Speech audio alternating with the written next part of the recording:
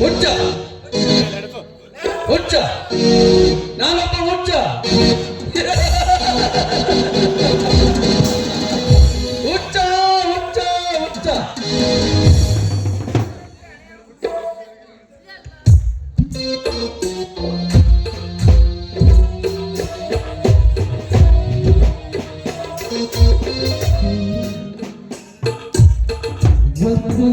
ಗಾಡಿದಂತ ಕನಗಲ್ಲಿಯೋ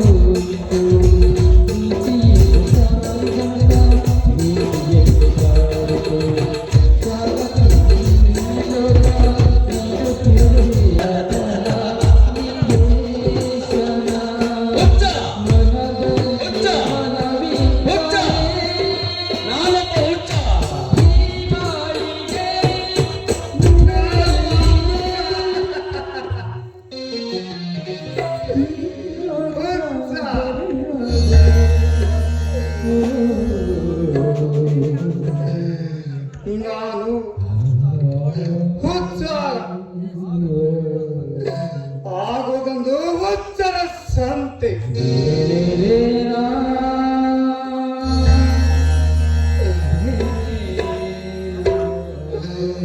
ತಮ್ಮನ ಮೇಲಿನ ವ್ಯಾಮೋಹ ಕಾಲ ಹೆಚ್ಚೆಂದು ಕಾಲಗತ್ತು ಕಾಲಿಟ್ಟಿತ್ತು.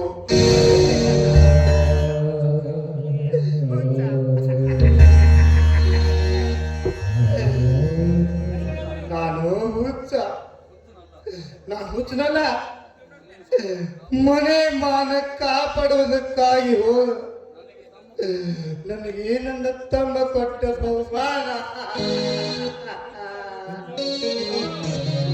ಹುಚ್ಚ ನಾನು ಹುಚ್ಚ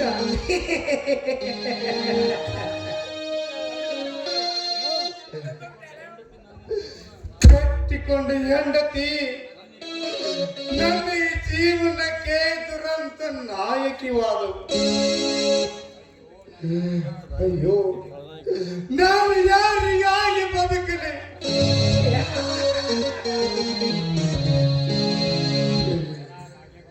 ಎಲ್ಲ ನಾಗೇಗೌಡ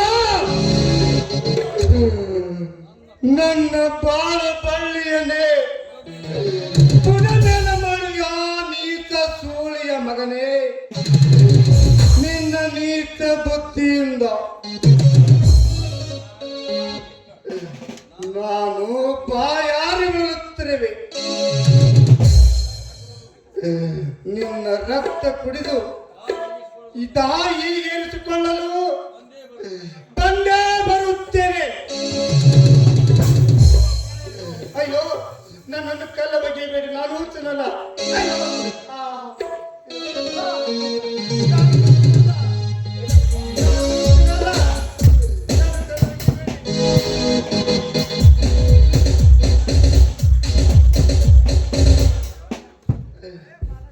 ಏನಪ್ಪ ಈ ಮನುಷ್ಯರಿಗೆ ಎದುರಿಗೆ ಬರುವರು ಕಾಣುತ್ತಿಲ್ಲವೇ ಇವರ ಕಣ್ಣಿಗೆ? ಮಿಲಿಟರಿ ಸೇರಿ ದೇಶ ಉದ್ಧಾರ ಮಾಡುವ ಕುಮಾರರೇ, ನಾನು ನಿಮ್ಮನ್ನು ನೋಡಲಿಲ್ಲ. ಕಣ್ಣಿದ್ದವರಾದ್ರೂ ನೋಡಿ ನಡಿಬೇಕಾಗಿತ್ತಲ್ಲ. ಅಯ್ಯೋ ನೀವು ಜಗದೀಶ್ ಅಣ್ಣ ಅಲ್ಲವೇ? ಇದೇನಿದು? ಯಾವ ಜಗದೀಶನು? ಯಾವನು? ಈಗೊಬ್ಬ ತಮ್ಮ ಮನೆ ಬಿಟ್ಟು ಹೊರಗೆ ತಪ್ಪಿದ. ಮನೆ ಮಾನ ಉಳಿಸಲು ಮಾಡಿದ ಪ್ರಯತ್ನಕ್ಕೆ ನನ್ನ ತಮ್ಮ ನೀಡಿದ ಕಾಣಿಕೆ ಇದು.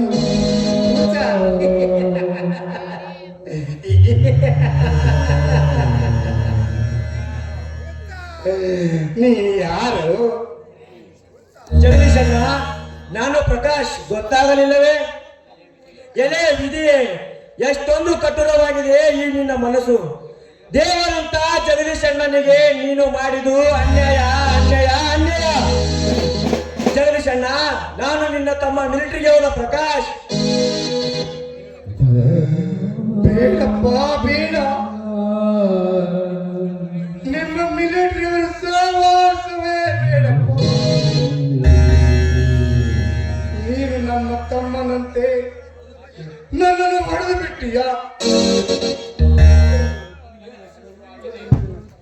ನನಗೆ ಹಸಿವು ಆಗಿದೆ, ತಿನ್ನಲು ಏನಾದ್ರು ಕೊಡ್ತೀಯ?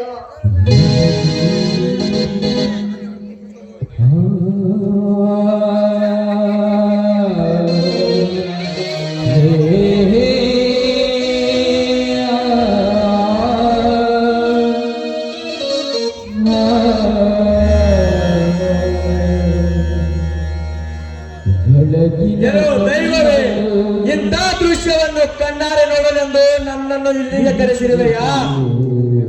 ಜಗದೀಶಣ್ಣ, ಅಂದು ನೀನು ಹಣ ಕೊಡದಿದ್ದರೆ ನಾನು ಈ ಪರಿಸ್ಥಿತಿಗೆ ಬರುತ್ತಿರಲಿಲ್ಲ.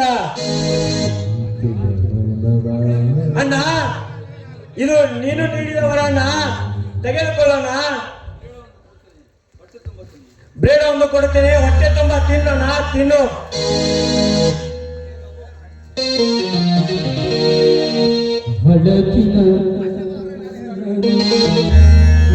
ನಮಸ್ಕಾರ ರೀ ಪ್ರಕಾಶಪ್ಪನವರು, ಯಾವಾಗ ಬಂದ್ರಿ? ಬಾ ಬಾಬು ಅಣ್ಣ ಬಾ. ಇದೇನು ಜಗದೀಶಣ್ಣನ ಪರಿಸ್ಥಿತಿ? ಏನಾಯ್ತು ಇವರಿಗೆ? ಪ್ರಕಾಶಪ್ಪನವ್ರ ಏನ್ ಹೇಳ್ರಿಪ್ಪ ಇವ್ರ ಮನೆ ಕತೆ. ಕರ್ದ 10 ಮಂದಿ ಅನ್ನ ಹಾಕೋರು ಪುಣ್ಯಾತ್ಮ ಹಿಂಗ್ ತಿನ್ನಕತ್ತಾರ ನೋಡ್ರಿ. ಪ್ರಕಾಶಪ್ಪನವ್ರ ಇವ್ರನ್ನ ಹುಚ್ಚ ಬಿಡುವಂಗ ಏನಾರ ಮಾಡ್ರಿ ತೊಡ. ಇವ್ರ ದೊಡ್ಡ ಕತೆ ಐತಿ, ಮನೆಗೆ ಹೋಗಿ ಹೇಳ್ತೀನಿ. ಗಿರ್ಜವ್ವ ಖುಷಿ ಕಟ್ಕೊಂಡು ಹೊರಗೆ ಹೋಗ್ಯಾರಂತ ನಾನು ಅವ್ರನ್ನ ಹುಡ್ಕಾಡ್ಕೊಂಡು ಬರ್ತೀನಿ ಮನೆಗೆ. ಬಾಬಣ್ಣ, ನೀ ಹೇಳಿದ ಮಾತು ಒಂದು ಅರ್ಥವಾಗಲ್ಲದು. ನಾನು ಜಗದೀಶಣ್ಣನ ಕರೆದುಕೊಂಡು ಮನೆಗೆ ಹೋಗುತ್ತೀನಿ. ನೀ ಆದಷ್ಟು ಬೇಗ ಮನೆಯ ಕಡೆಗೆ ಬಂದು ಬಿಡು. ನಡೆ ಜಗದೀಶಣ್ಣ.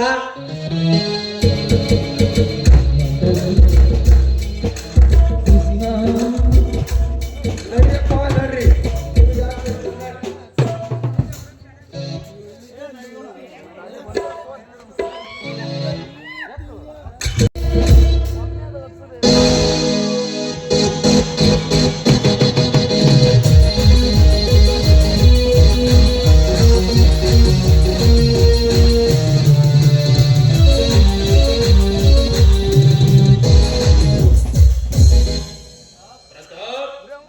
ನಾವು ಅಂದುಕೊಂಡಂತೆ ನನ್ನ ಮಗಳು ನನ್ನ ಮನೆ ಸೇರಿದ್ದು ಆಯಿತು. ಆ ಜಗದೀಶನಿಗೆ ಹುಚ್ಚು ಹಿಡಿದಿದ್ದು ಆಯಿತು. ಆದರೆ ನನ್ನ ಕನಸಿನ ರಾಣಿ ಗಿರಿಜೆಯಲ್ಲಿ ಗೌಡ್ರೆ, ಈ ಪ್ರತಾಪ್ ಗುರಿ ಎಂದಿಗೂ ತಪ್ಪಲಾರದು. ಆದರೆ ಗಿರಿಜೆಯನ್ನು ನಿಮ್ಮ ಸುಖವಾಗಿ ಬಳಸಿಕೊಳ್ಳುವುದಷ್ಟ ತುರ್ತದಿಂದ ಕಾಯ್ತಿರಲ್ಲ. ಮತ್ತೆ ಅದರಿಂದ ನಿಮ್ಮ ಮಗ ಕೈ ಹಿಡಿಬೇಕು, ಬಾಳ್ಬೇಕಂದು ಈ ಪ್ರತಾಪನ ಆಸೆ. ಗೌಡ್ರೆ, ಅಲ್ಲಿ ನೋಡಿ, ನೀವು ಬಯಸಿ ಜಿಂಕಿ ಇತ್ತಿ ಕಡೆ ಬರ್ತಾ ಇದ್ದಾಳೆ. ಗಿರಿಜೆ ಮಡಿಲನೆ ಕೂಸು ಹೊತ್ತಿಕೊಂಡು ಬಿಟ್ಟು ಹೋದ ಮಾರಿ ಹುಡುಕುತ್ತಾ ಹ್ಯಾಂಗ ಬರ್ತಾ ಇದ್ದಾಳೆ. ಸುತ್ತಮುತ್ತಲು ಯಾರು ಇಲ್ಲ. ಎಂತ ಸಮಯ ಮತ್ತೊಂದು ಸಿಗಲಾರದು.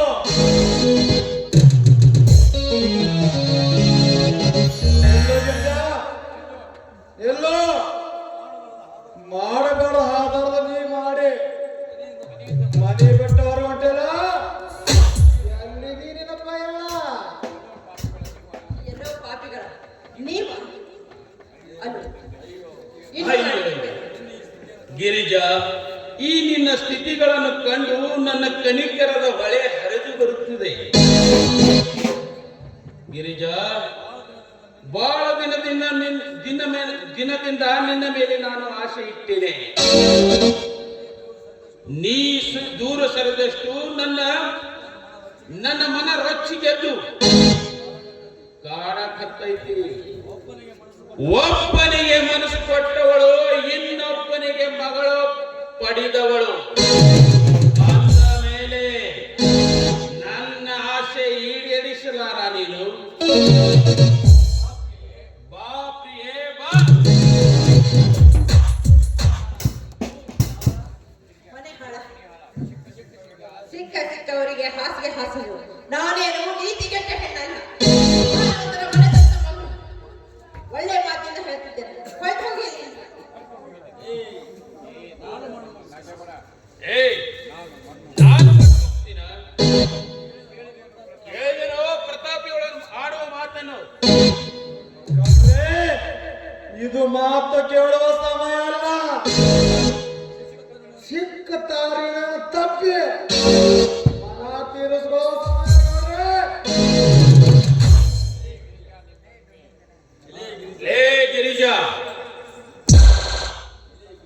ಏ ಗಿರಿಜಾ, ನೀನೊಮ್ಮೆ ಸೆರೆಗಾಸ್ತಾರೆ ಉಳಿಯುವುದು ನಿಂದು ಮತ್ತು ನಿನ್ನ ಮಗುವಿನ ಪ್ರಾಣ. ಇಲ್ಲಂದ್ರೆ ನೀನು ಕಾಣಾರೆ ನಿನ್ನ ಮಗುವಿನ ಕೊಂದು ನಿನ್ನನ್ನು ಅನುಭವಿಸಲಾರದೆ ಬೇಸರಲ್ಲ ಈ ಜಾಣ. ಮೂರ್ಖ ಶಿಖಾಮಣಿಗಳೇ, ಮಾತನ್ನು ಈ ರೀತಿ ಮಾತನಾಡಲು ನಾಚಿಕೆ ಆಗೋದಿಲ್ಲ ನಿಮಗೆ.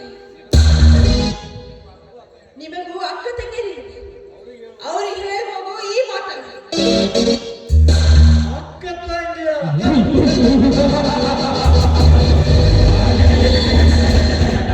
ಲೇ ಗಿರಿಜೆ, ನಿನ್ನಂತ ಸುಂದರವಾದ ಹೆಣ್ಣಗಳಿಗೆ ನಾನು ಅಣ್ಣನಾಗಬೇಕಾ?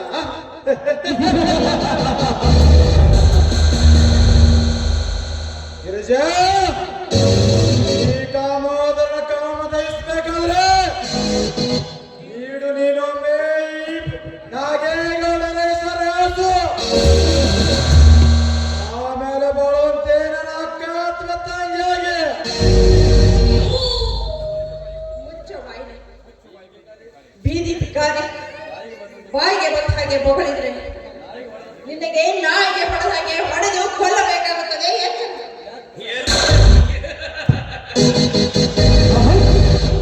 ನನಗೆ ಎಚ್ಚರ ಕೊಡುವ ಹುಚ್ಚ ಹೆಣ್ಣೆ, ಹುಚ್ಚ ನಾಯಿ ಹಾಗೆ ಕಚ್ಚವ ಕೆಚ್ಚನ ಬಿಟ್ಟು ಯಾಚ ಉತ್ತರಿಸಿದರೆ ನೀ ಹಚ್ಚಿದ ಈ ದೇಹದ ಕಾಮವನ್ನು ಶಾಂತಗೊಳಿಸು. ವಾ, ಬಂದು ಭಾವ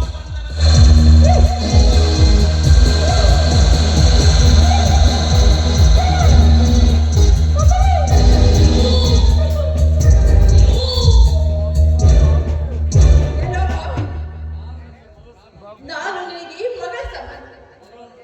ಮಗಳನ್ನು ಕಂಡು ಕಾಮದಾಟಕ್ಕೆ ಕರೆಯುವೇನು? ಎಲ್ಲೋ ಬುದ್ಧಿ. ಈ ಗರತಿಯನ್ನು ಮುಟ್ಟಿದರೆ ಸುಟ್ಟು ಹೋಗದೆ ಬಿಡು. ಗೌಡ್ರೆ, ನಿಮ್ಮ ಕಾಮದೇವರು ಹುಲಿಕೆಗೆ ಜಿಂಕೆ ಸಿಕ್ಕು ನೀರಿನಾಗಿ ಹಾಕುವಂತೆ ಮಾಡಿದ್ದಾರೆ. ಬೇಗನೆ ಗೌಡ್ರೆ, ಬನ್ನಿ.